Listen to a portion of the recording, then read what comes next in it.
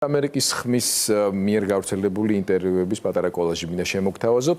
ბიძინა ივანიშვილის სანქცირების შემდეგ ამერიკის ხმამ ინტერვიუ პოლიტიკის ანალიტიკოსებთან ჩაწერა ვაშინგტონში. რესპონდენტები საუბრობენ იმის შესახებ, რომ ქართული ხალხისთვის უდიდესი საფრთხე ახლა თავისივე მთავრობისგან მოდის, რომელსაც არ სურს ლეგიტიმური დემოკრატიული რეფორმები. ამით კი კრემლი იმას იღებს, რაც სურს. მათი თქმით, ივანიშვილი არ არის ხელშეუხებელი ბატონი და მისი სანქცირებით შტატებმა სწორი გადაწყვეტილება მიიღო.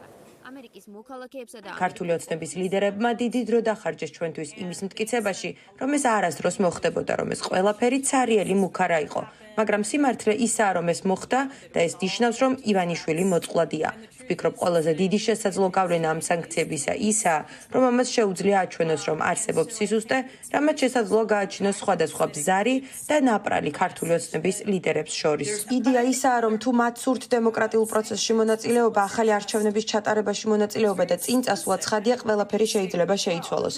მაგრამ ვფიქრობ, ძალიან მნიშვნელოვანი რამ ამ სანქციების შესახებ ისაა, რომ ენტონი ბლინკენის განცხადება ძალიან კონკრეტული იყო იმის თაობაზე, რომ ივანიშვილი ისჯება არა მხოლოდ საქართველოში არადემოკრატიული ქმედებებისთვის, არამედ რუსეთის სასარგებლოდ მოქმედებისთვის. აი აქ კი ყველაფერი უფრო რთულდება და ვფიქრობ, აქედან შემოტრიალება უკვე რთული იქნება. არავინ სულელდება იმით, თითქოს ქართული ოცნება როგორღაც დამოუკიდებელია რუსეთისგან. ეს ძალიან ნათელია. ჩვენ ვგრძნობთ ამას და ვხედავთ, რომ ის მოქმედებს როგორც რუსეთის აქტივი. პირველ ყოვლისა ცხადია უნდა აღინიშნოს, რომ ჩვენ არ უნდა ვაღიაროთ საქართველოს პარლამენტი და არც ის საარჩევნო ორგანო, რომელმაც სალომე ზურაბიშვილის შემსვლელი აირჩია. ეს ორგანო და საქართველოს პარლამენტი ლეგიტიმური არ არიან. გულწრფელად რომ ვთქვათ, კობახიძის ხელისუფლებაც არ არის ლეგიტიმური. დასავლურმა მთავრობებმა ეს ძალიან მკაფიოდ უნდა განაცხადონ.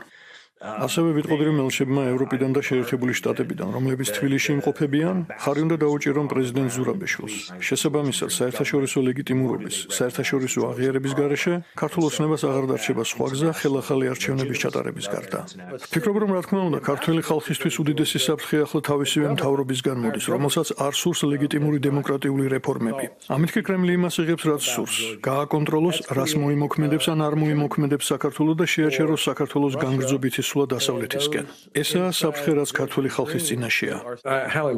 უნდა ვთქვა, როგორი აღფრთოვანებული ვარ საქართველოს პრეზიდენტით სალომე ზურაბიშვილით. ის არის მაგალითი სიმამაცის, ძალისა და ნებელობისა და უპირისპირდეს საქართველოს არალეგიტიმურ მთავრობას. რა თქმა უნდა, ვნერვიულობ იმაზეც, რომ ვინმემ რამე არ დაუშაოს. ვფიქრობ, რომ მთელი დემოკრატიული სამყარო მზად უნდა იყოს და ძალიან ნათლად უნდა ვთქვათ, რომ ჩვენ მხოლოდ მას სალომე ზურაბიშვილს ვაღიარებთ ლეგიტიმურ პრეზიდენტად.